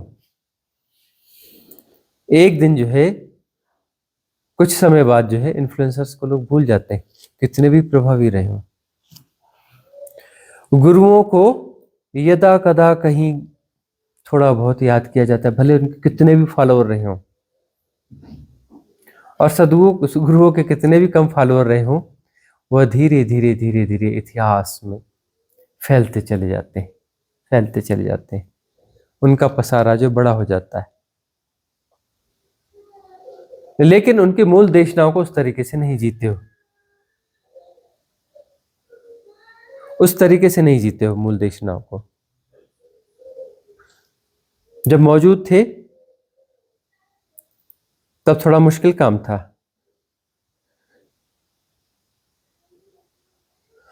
अब जब बहुत दूर हो जाते हो तो उनकी देशनाओं को मोड़ तोड़कर अपने अनुकूल बनाकर, अपने जस्टिफाई करके, अपने अर्थ लगा करके बहुत सारे लोग उसे फॉलो करते हो, जबकि कोई भी सदगुरु नहीं कहता कि तुम मुझे फॉलो करो, कोई नहीं कहता। जब भी तुम हमें फॉलो करने लगोगे हम डंडा मारेंगे। हमारे बीच में एक दो लोग हैं, हमारी नकल करते हैं, जैसा हम करते हैं वैसा वैसा करते हैं, मौका पड़ता है धन से ठंडा डंडा मारते हैं। नकलची बंदर नकल करने आया है, हमें फॉलो करता है, बंदर बनने आया है, फॉलो करने आया है। बहुत सारे कहते हैं कि नहीं जी, वो आप कहते हो देशना याद नहीं रह पाती, बहुत सारे लोग नोट्स भी बनाते हैं, लिखते हैं, है ना? तो देशना तुम्हें रट्टा मारने के लिए थी कि कौन सी परीक्षा देकर पास करोगे, पीएचडी करोगे? देशना दी जा रही है तुम्हारे भीतर उतरने के लिए, शब्दों को पकड़ने के लिए नहीं। शब्दों को पकड़ने के लिए देशना नहीं दी जाती है।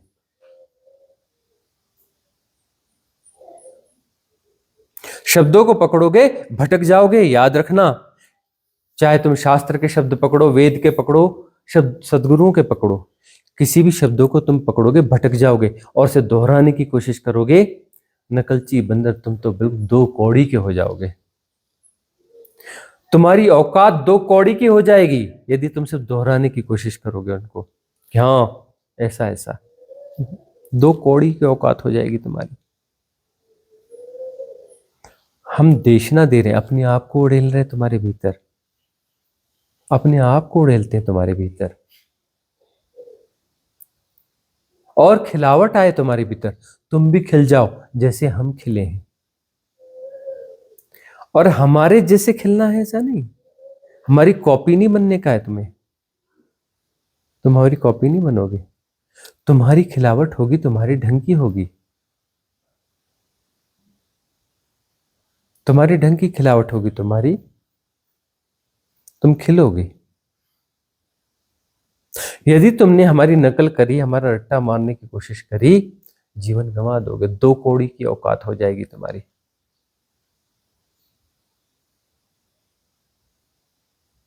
इसलिए जब भी ऐसे लोग आते हैं तो उन्हें छीन डंडा मारते हैं। कुछ लोगों को बाहर भी कर दिया है। अभी हम देख रहे थे, एक शहर गए थे मध्य प्रदेश के, वहां को एक बंदा है, अब वो आध्यात्मिक लेखक बन रहा है और अपनी किताबें छपवा रहा है, और क्या कर रहा है, वो हमें सुन रहा है। सुन करके उस आधार पर थोड़ा तोड़ मरोड़ करके उसने एक दो लोगों को लगा रखा है जॉब में, बोलता है कि ऐसा ऐसा करो अब बाद में उसको मेरे नाम से छाप दो। पीछे वाला बंदा है, हमने सुना, हमें बड़ी हंसी आई, हंसने की बात ही थी। हो क्या जाएगा इससे?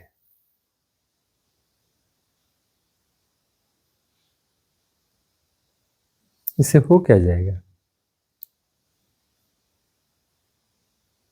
देखना याद करने के लिए नहीं होती, देखना बदलने के लिए होती है, ट्रांसफॉर्मेशन के लिए होती है। देखना ट्रांसफॉर्मेशन है, ट्रांसफॉर्मेशन मूल्यवान है, शब्द नहीं। शब्दों को पकड़ोगे तो उससे अर्थ निकालोगे, अर्थ धारणाएं बन जाएंगी। अरे धारणा से मुक्त होने की साधना है, तुम नई धारणाओं को निर्मित करोगे, नई धारणा ना निर्मित कर लोगे। धारणाओं से पार उठना है ना। तुम शब्दों को पकड़ोगे तो करोगे क्या? धारणा ही तो निर्मित कर लोगे ना। मन को कोई अलग मैट्रिक्स दे दोगे ना, थिन मैट्रिक्स दे दोगे ना। कुछ भी याद नहीं करना है हमारा, बस देखना को भीतर उतर जाने देना है। समझ में आए ना आए गुणा भाग लगाना ही नहीं, लगाने की बात ही नहीं है, बस भीतर उतर जाने देना। वो अपना काम करती रहेगी और तुम्हारी चेतना का तल ऊपर उठते रहेगा। धीरे धीरे तुम पाओगे कि हमारी देशना जो सिर के ऊपर से गुजर रही थी अब बराबर में गुजरने लगेगी, समझ में आने लगेगी, अनफोल्ड होने लगेगी। अनफोल्ड होने लगेगी, तुम्हारी गुणवत्ता बढ़ गई, तुम्हारी चेतना का तल ऊपर उठ गया। तुम्हारी चेतना के खिलावट पर हम काम कर रहे हैं, तुम्हें रट्टा उधार ज्ञान और ये सब के लिए नहीं, याद रखने के लिए कुछ नहीं दे रहे हैं हम कुछ नहीं देते तुम्हें याद रखने के लिए। जब जो जरूरत पड़ेगी अपने आप भीतर से निकल के आएगा, उभर के आएगा, क्योंकि उसने रूपांतरण किया तुम्हारे भीतर। देशना ने तुम्हें भीतर रूपांतरित किया, सिद्ध क्रियाओं ने भीतर तुम्हें रूपांतरित किया, सब रूपांतरण की प्रोसेस है।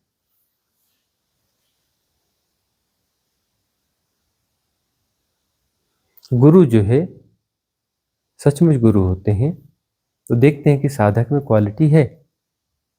और गुरु क्या काम कर रहे हैं? अस्तित्वगत काम कर रहे हैं, दरिद्र के तहत काम कर रहे हैं।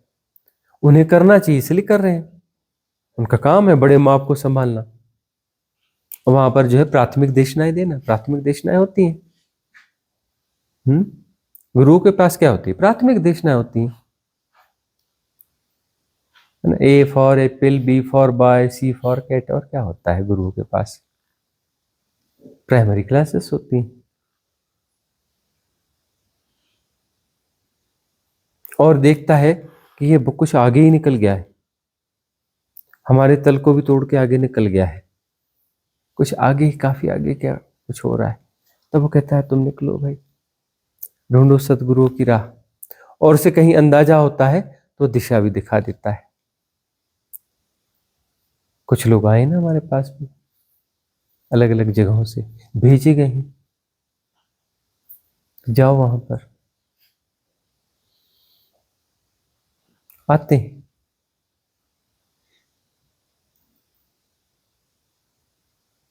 और हमारे पास कोई अपात्र आ जाता है तो हम उसे बाहर कर देते, बाहर करेंगे कहीं ना कहीं जाएगा ना, फिर किसी न किसी गुरु के पास चला जाएगा और वो उसकी पात्रता वहां की है, उसकी पात्रता भी गुरु की है, गुरु के पास रहने की। वह थोड़ा पॉलिटिक्स को भी जिएगा, पॉलिटिशियन माइंड को जिएगा, बहुत सारे गुणा भाग करेगा वहां संग में, भीड़ भाड़ में पॉलिटिक्स खेलेगा।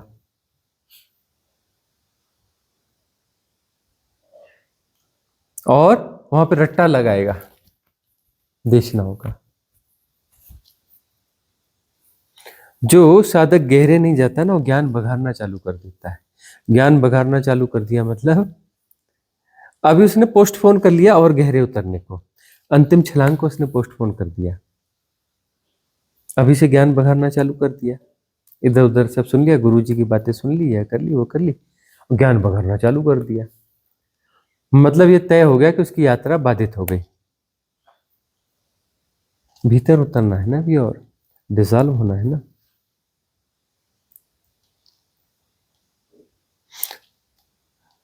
मन के बड़े सूक्ष्म खेल होते हैं, सूक्ष्म मैट्रिक्स होते हैं, थिन मैट्रिक्स होते हैं, बड़े इंटेलिजेंट होते हैं वो मैट्रिक्स, बड़े इंटेलिजेंट होते हैं।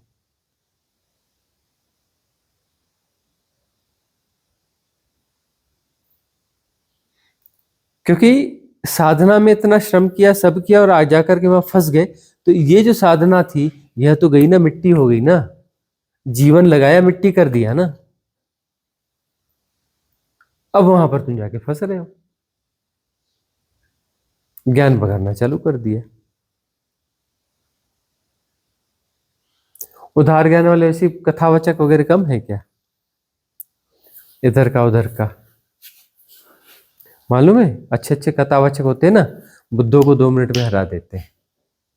ऐसे ऐसे श्लोक बोलते हैं, ऐसी ऐसी बातें बोलते हैं, क्या उनका कहने का ढंग, क्या बैकग्राउंड म्यूजिक होता है, क्या स्टेज सज्जा होती है, क्या सब कुछ होता है, क्या प्रभाव पैदा कर देते हैं।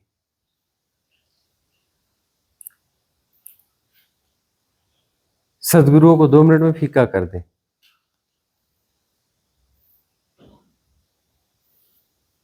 लेकिन टेम्परेरी होगा ना, उनके तामझाम होते भी हैं, टेम्परेरी होंगे ना, वो तुम्हारे जीवन में रूपांतरण नहीं ला सकते।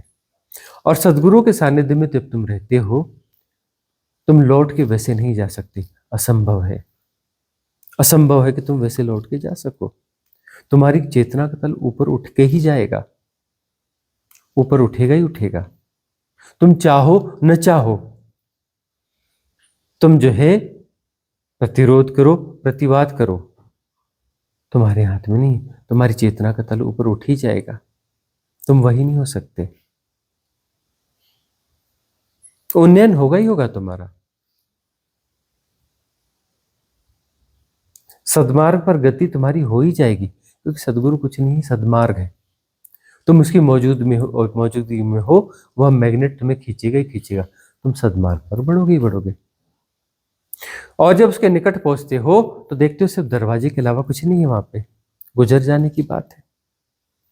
और गुजरते ही फिर पार कुछ नहीं है, कोई माया नहीं है, कोई फिजिकल वर्ल्ड नहीं है, फिजिकल ऑब्जेक्ट्स नहीं है, निर्गुण है, निराकार है, अनंत है, असीम है, देश काल के परे है, निर्वाती अनंतता है, इनफाइनाइट वैक्यूमनेस है, द्वंद्व नहीं है, द्वंद्वात्मकता नहीं है।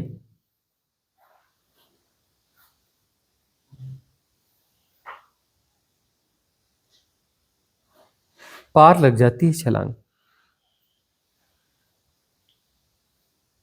परिपूर्णता में, परम ज्ञान में, वास्तविक परम ज्ञान में।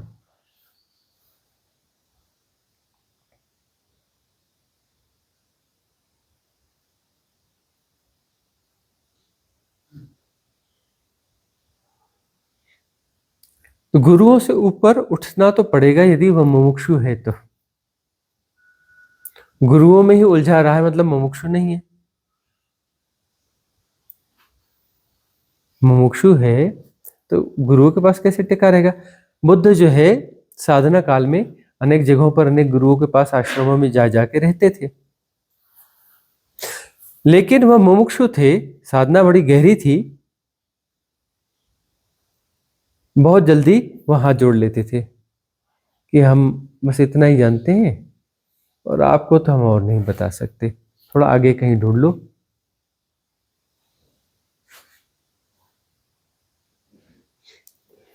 युवावस्था में हम भी ऐसे कभी चले जाते थे, कई कई आश्रमों में जाते थे, कई मार्गों में जाते थे,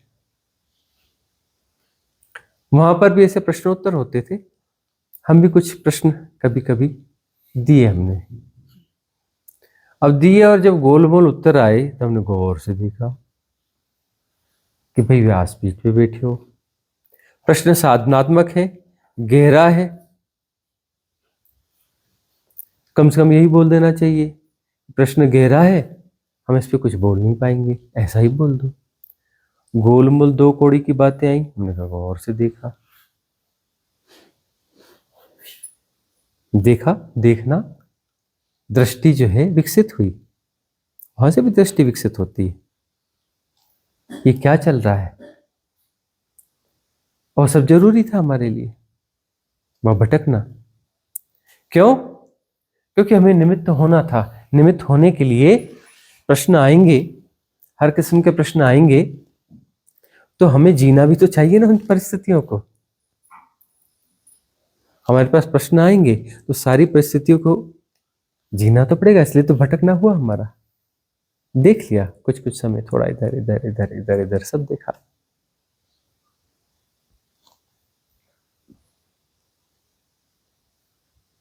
कई जगहों पे गए, कई जगहों पर रहे, देखा,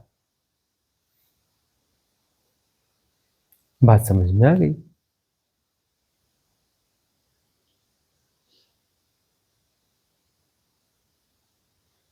तो जो मुमुक्षु है उसे आगे बढ़ना ही होता है, सदगुरु के पास होना ही पड़ता है, क्योंकि मुमुक्षु कह रहा है कि मुझे टाइम जोन में फंसना ही नहीं है, टाइम जोन में फंसना ही नहीं, मुझे तो पार ही निकलना इसी जन्म में। अगला जन्म, भविष्य में क्या, भविष्य में कौन सी मुक्ति होती, भविष्य में कोई मुक्ति होती? मुमुक्षु कहता है कोई भविष्य में मुक्ति उक्ति नहीं, अभी और यहीं बात करो, क्या दाव लगाना है हम तैयार हैं, हम तैयार हैं दाव लगाने के लिए, अभी और यहीं गहन क्रियाएं सब करेंगे, जो भी है, जो धारणा टूटने की टूट जानी चाहिए, झटके पड़ेंगे ठीक है, ट्रांजिट फेज आएगा, हम तैयार हैं। मुमुक्षु तैयार है ना। हालांकि मुमुक्षुओं के भीतर भी ट्रांजिट फेज जब घटता है, जब उदीर्णा होती है, हजारों हजार मान्यताएं, धारणाएं, यह विकार सब उभर उभर के निकलते हैं, सरफेस पे आते हैं, हिलने लगते हैं, थोड़े समय के लिए हिलने लगते हैं, कहते गुरु जी बहुत गड़बड़ हो रहा है, बड़ा गड़बड़ हो रहा है, रातों की नींद, दिन का चैन सब हराम हो गया, जाने क्या क्या चल रहा है। पहले भी विचार विचार चलते थे, अब तो 1000 गुना 10,000 गुना सीधे, ये क्या हो गया, पागल हो गए, भीतर क्या हो रहा है, पागल खाने जाएं, साइकोलॉजिस्ट के पास जाएं, क्या करें, सब गड़बड़ा गया भीतर। हम कहते तटस्थ, तटस्थ हो जाओ। साधना इसके लिए करी थी कि सब उदीर्णा हो जाए, निकल जाए फटाफट फटाफट। फटाफट नहीं निकालोगे तो फिर तो आराम से होगा, किसी भविष्य में होगा, भविष्य में मुक्ति होगी। जन्म जन्म लगेंगे कर्म बोध और मान्यताओं धारणाओं को मिटाने में। हमारे संग सानिध्य में रहोगे, उदीर्णा होगी, ट्रांजिट फेज आएंगे, खतरनाक वाले आएंगे, वहां पर डिग भी जाओगे, डिगने भी लगोगे, छोड़ देते हैं साधना, सिद्ध क्रिया छोड़ देते हैं, बड़ा पंगा पड़ गया सिद्ध क्रिया करने से, ये जाने क्या फेज आ गया। ये गुरु जी को सुनना यानी अरे बड़ा खतरनाक काम है, ये क्या चल रहा है, सपने भी भयानक आ रहे हैं, भगवान जाने कैसे कैसे आ रहे हैं, किस गति में आ रहे हैं, भगवान जाने, भगवान जाने, जो होता ही नहीं वही जाने, अब क्या जानेगा, वो होता ही नहीं।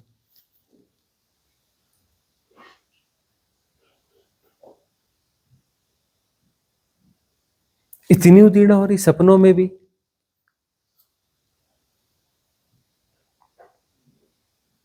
दिन का चैन और रातों की नींद सब हराम, रातों की नींद में भी सफाई हो रही है, क्लिनजिंग हो रही है, उदीर्णा हो रही, निर्जरा हो रही, क्लिनजिंग हो रही। क्लिनजिंग तो करनी पड़ेगी, तुम्हें ही करनी पड़ेगी, 100 जन्म में करो कि एक जन्म में करो। मुमुक्षु कहता है कितनी भी तकलीफ हो जाए, इसी जन्म हो जाए, सारी तकलीफों के लिए राजी, सारे नर्क जी लेंगे, तपश्चर्या, तपश्चर्या इसी को कहते हैं ट्रांजिट फेज। सारे नरकों को हम यहाँ जीने के लिए तैयार हैं, जितने नर्क हमें भोगने अभी भोग लेंगे भाई, हम तैयार हैं कितने भोगने, और क्लींजिंग हो जाए, कर्म कट जाए, राजी होते हो तो हम कहते हैं तटस्थ, तटस्थता को पुष्ट करो, अंश में भोगोगे। जितनी तटस्थता रहेगी, जितनी क्षमता पुष्ट होगी, उतने अंश में भोगोगे, अंश में।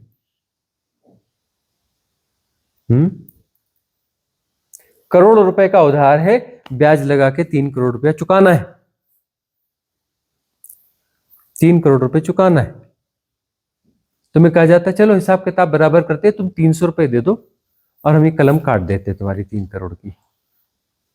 तटस्थ, बस वो जो दिख रहा है, वो जो पिंचिंग हो रही है, इतने में ही तुम्हारा उधार कर्म कट गया, मान्यता धारणा कट गई। अंश भोग, लेकिन अंश भोग एक नहीं हो रहा है, कितनी धारणा है, कितनी मान्यता, एक साथ थोड़ा पिंच इसका, थोड़ा इसका, थोड़ा इसका, हिल जाते हो ना। बहुत सारे कर्मों के भोग एक साथ हो रहे हैं ना, अंश अंश में ही हो रहे हैं, लेकिन एक साथ हो रहे हैं, हिलाएंगे तो सही ना, दिक्कत तो महसूस होती है ना। तपश्चर्या है ना, यही तपश्चर्या है। और क्लिंजिंग इसी जन्म में करनी है, कितना भी कष्ट हो, कितनी भी तकलीफ हो, डटे रहना है।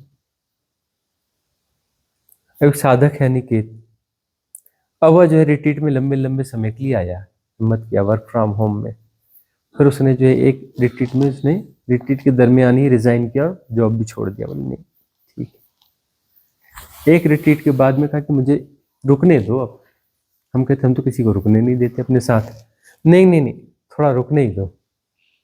ठीक है, देखा हमने उसे मुमुक्षु हो रहा है, 2 महीने और एक्स्ट्रा रोक लिया उसको। और रोज जो है वो लगभग अपनी तैयारी कर लेता था कि भाग जाऊं, और फिर रोज अपने आप को थाम लेता था, नहीं ठहर जाता हूं, भाग जाऊं, और फिर ठहर जाता था। प्रतिदिन उसकी भागने की तैयारी होती थी हर दिन, और 2 महीना पूरा टिका रहा हुआ।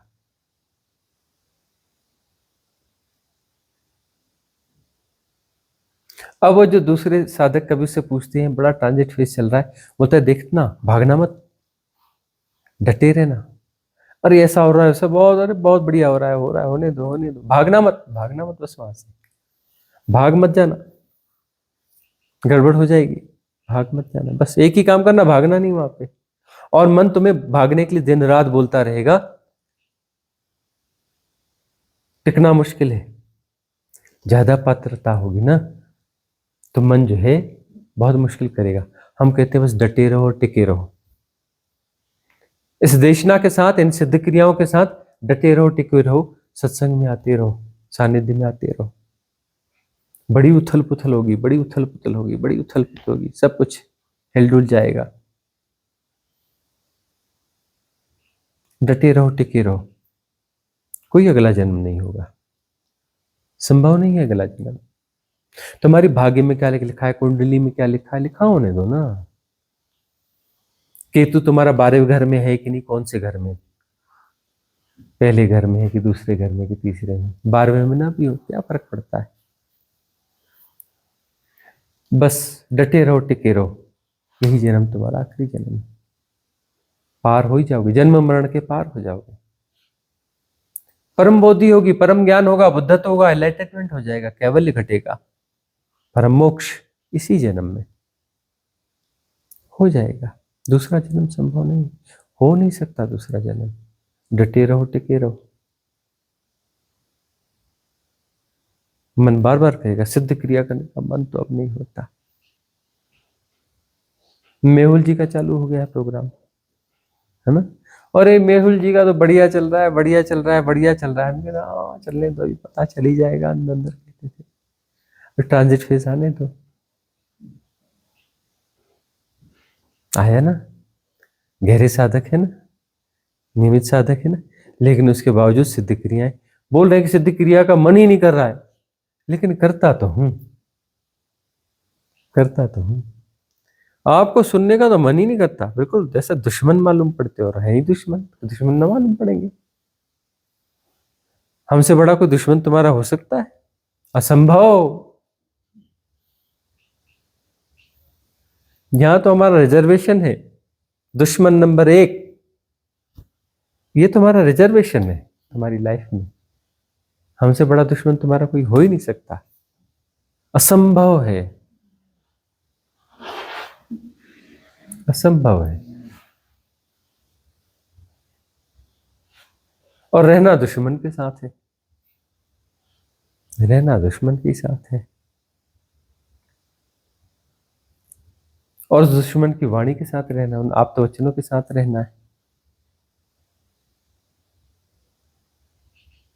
और मालूम है कि दुश्मन छोड़ेगा नहीं, मिटा के रहेगा ये। मन बुद्धि चित्त अहंकार कुछ बचने वाला नहीं, मिटना ही पड़ेगा। जो भ्रांत सत्ता इनकी संयोग से निर्मित हुई है, उसे मरना ही पड़ेगा।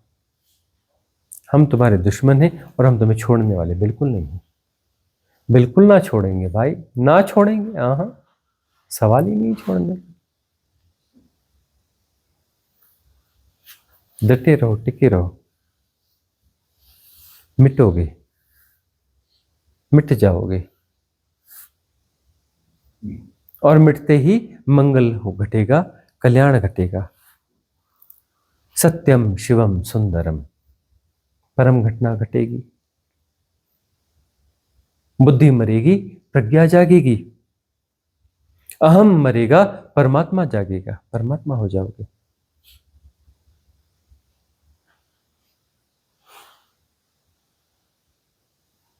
सारी साधना विस्तरण की है, विस्तरण में मृत्यु है। देखो, विस्तरण मृत्यु की भ्रांति पैदा करता है, विस्तरण। देखो, क्षुद्र के रूप में तुम मरते हो, विराट के रूप में तुम पैदा होते हो, विराट के रूप में तुम मरते हो, परम के रूप में तुम पैदा होते हो, शिव हो जाते हो।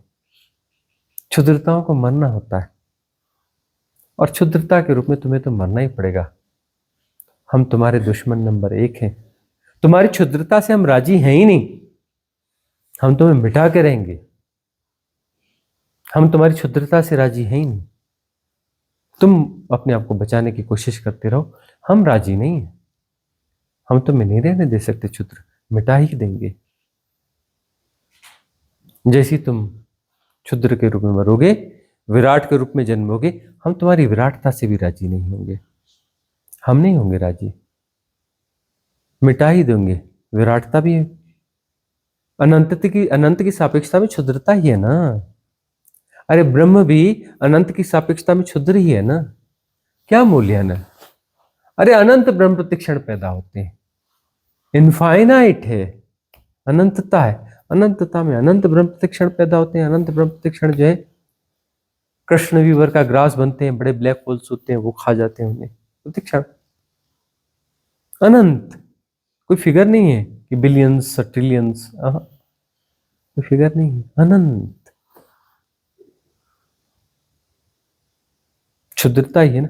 हम विराटता में भी राजी नहीं है, अनंतता, इनफाइनाइट वैक्यूमनेस, कंप्लीट डिविनिटी।